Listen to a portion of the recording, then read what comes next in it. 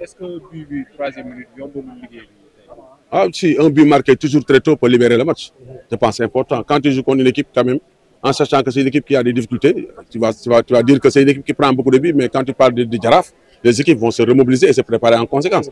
Donc nous, on savait que malgré aussi le positionnement de Oslo, ça allait être un match difficile parce que dans le championnat, c'est le nivellement des valeurs et nous ne sommes pas loin des autres. C'est en forçant le travail, c'est en restant dans l'humilité, c'est en respectant les adversaires qu'on peut arriver au bout. Mais pour moi, le plus important a été fait. L'entame a été déterminant, décisif, parce que nous avons mis de l'intensité offensive comme défensive. On a joué avec un bloc haut, pressé haut. On a avec aussi un bon jour de Ahmednia qui a amené beaucoup de vitesse. Il a cherché la profondeur, il a réussi son jour avec beaucoup d'appels et des centres. Sur les 2 buts, c'est tout. C'est avec 2 centres d'Ahmednia. Je pense qu'il a été dans un bon jour. Il a même raté des occasions en première période, mais c'est bien.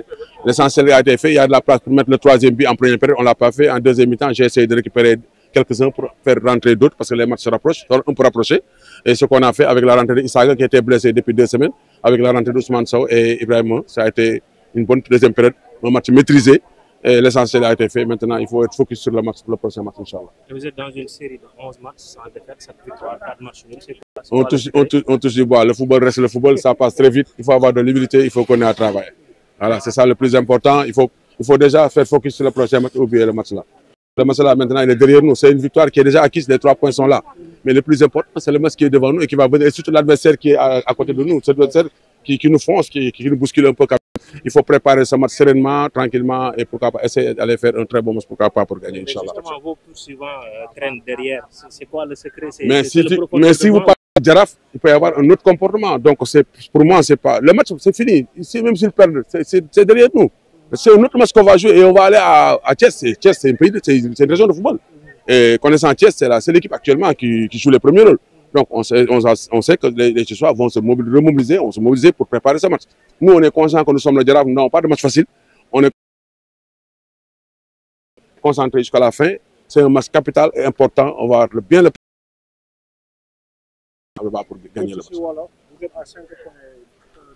Deuxième place, troisième place. waaw mais xam nga man focus si match bi di ñëw man match bi jeex na gagné naa man li am na dañ koy teg fële parce que loolu du ma ko sax dugal sama bopp booy li am solo mooy li ñu war a jouer match bi di ñëw parce que xam nga football Sénégal mën nga gagné tey suba nga perte gannaaw suba nga nul fii loolu moo fi am football moo mel noonu li am solo mooy ñu xam nga li ñuy gagné tey ñu bonifier ko avec beaucoup d'humilité ñu concentré wu apporter les correctifs le plus rapidement possible parce que adversaire bi du benn nag adversaire bu coriace bu difficile bu naqaree jouer bu sérieux la ñuy jouer donc dès à présent war nañ jublu ci liggéey boobu ñu concentré wu humilité def semaine bu baax pourquoi pas pour dem gagner parce que nag adversaire boobu moo ñu rëq moo ñu collé rëq nag te moo nekk suñu gannaaw donc kooku du adversaire bu ndaw et je pense que moom tamit day wax bu gagné Jaraaf mun naa relance championnat bi donc ñun lu ñu war a préparer très au sérieux la concentré wu pourquoi pas pour dem foofu gagner ko et détaché wu pourquoi pas pour nekkaat suñu yoon Inch'Allah. waaw non c'est un très bon match contre une belle équipe parce que académiciens yi moom xam nga ne équipe baax lañu mais ñun quand même tey moom booy il faut saluer quand même l'entame bi a été déterminant parce que on a mis de l'intensité offensive comme défensive te loolu c'est important match yi parce que tamit ñun foofu la ñuy différencier ak yenn équipe yi te boo xoolee te Ahmednia par rapport à sa vitesse de course ak sa vitesse il a été très bon Ahmednia a été omniprésent avec beaucoup d'appels en profondeur et des centres qui ont fait mouche quand même sur le début c'est avec 2 centres d'Ahmednia mais je pense que même moom il a fait un rush il a dribblé tout le monde après il a mis le ballon en haut je pense qu'après am na occasion ratée mais quand même l'essentiel a été fait on a fait une bonne entame une bonne présence on a joué dans la profondeur on a gardé le ballon quand il le faut on a joué dans la verticalité on a marqué des buts donc sant yàlla li ñu waroon def yàlla may nañu victoire bu ñu mérité boo xam dañ ko wuti am ko mais ni mu lay wax rek lépp ci dal lay xewee adduna moom yàlla da lay may di la xañ di jox sa morom bu la yàlla mayee nga sant bu la xañee nga sant bu partagé nga sant boo melee noonu yokk liggéey nag après yàlla toujours du la bàyyi da lay jox nga dem ci kanam inchallah merci beaucoup.